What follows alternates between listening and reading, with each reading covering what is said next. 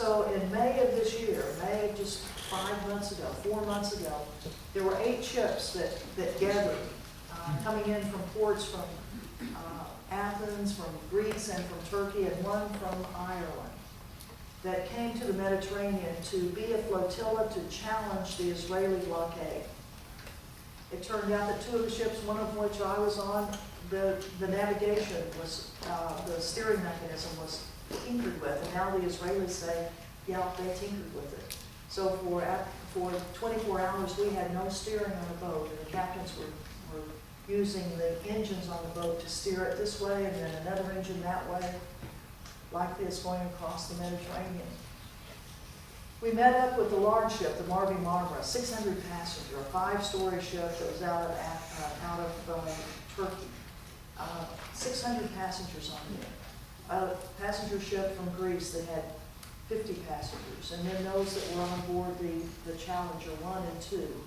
And then 3 cargo ships that were filled with 10,000 tons of materials, of reconstruction supplies, of medical equipment, 1 million pounds worth of supplies. We met out in the Mediterranean in the southeast of Cyprus and turned on the afternoon of May 30th and headed for Gaza. 6 civilian ships, unarmed, without any arms on it, all inspected by international inspectors in the ports where they came from. And no doubt inspected by Mossad, the Israeli intelligence agency, that I have no doubts were on those ports, in those ports, finding out what was in those ships. And they knew there were no weapons on them. But the decision of the Israeli government was to forcefully board those ships and to stop them. And many of you probably saw the next morning that at 4:30 in the morning on 31st of May, a naval armada of the Israeli Navy, 30 ships in the Israeli Navy, came out to meet the 6 ships of the flotilla. There were even submarines that were out to stop us. They sent little commando boats, Zodiac boats, to stop us. Each one of the boats was boarded forcefully, starting with percussion grenades that were blown through windows, through doors, percussion grenades that blow up with smoke and sound. You think your ears are blown out. Followed next with stun guns or tasers. Every ship had people that were tasered on it. On ours, an Australian journalist sitting on the top of our ship was hit with a taser, knocked her completely across the top of the ship. People were being fired at with paint bullets.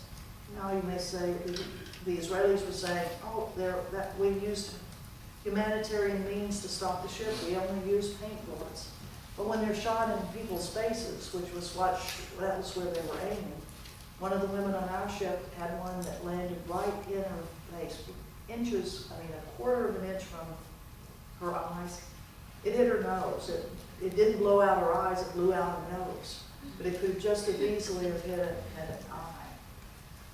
Every one of the boats was boarded in that manner, except the Marmara, where now we know, because of the UN Human Rights Council report, the fact-finding mission, 122 people interviewed. We now know that there was live fire coming from helicopters that were coming above the Marmara, that people were already being shot before the first commandos were rappelling down onto the ship. And the videos that you saw on your TV, which were pretty brutal videos, weren't they? They were shot by the Israeli military from another helicopter that was standing off, flying off. But you saw the passengers on the ship, as those commandos were rappelling down on ropes from the helicopter. You saw the passengers with sticks and with metal rods that they had broken off from the railings of the ship, hitting the commandos. I mean, it was brutal. I saw it only when I got to Istanbul 4 days later, after being in an Israeli prison for 3 days. We saw that and it was like, oh my God, that's, wow. We didn't know what precipitated it though, but now we're finding out from the UN Human Rights Council report that there was live fire. There were already people that were already being shot, and some of them had been killed before the first commandos got onto the ship.